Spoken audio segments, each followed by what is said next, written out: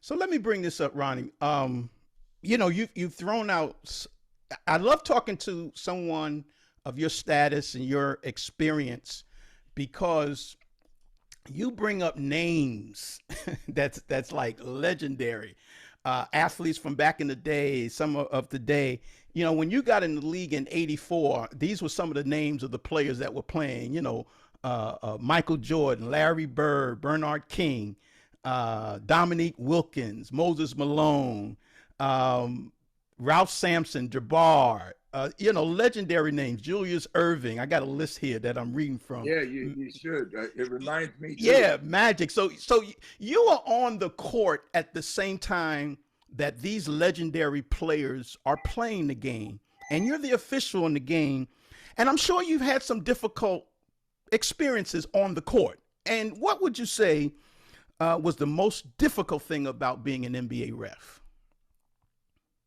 I think that the most difficult thing about refereeing in the NBA was two things. One is your call accuracy, your decision making. Because if you're a good decision maker, you have less issues than people coming at you. When you start making mistakes, they come at you more. The second was how to manage young men.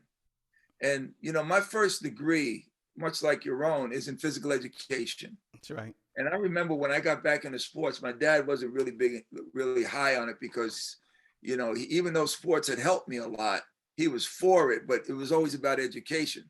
So I said to him, well, I'm going into refereeing. Here I am getting ready to leave teaching to go into refereeing, and he wasn't too happy about it.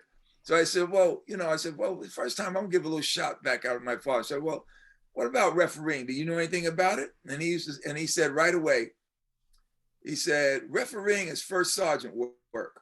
You got to be fair, firm, and approachable.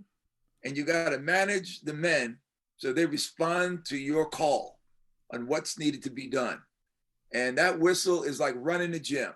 You're nothing but a phys ed teacher running a gym. Run the gym properly. Right. You want to use a double toot and the kids got to grab the balls and go to one knee, which it needs to do. And if anybody didn't do that, they'd have to sit out 5 minutes or 2 minutes before they can return to play. That's right. So I used to think about my father. I used to think about phys ed and saying, I need to manage these young men so they can play to their best ability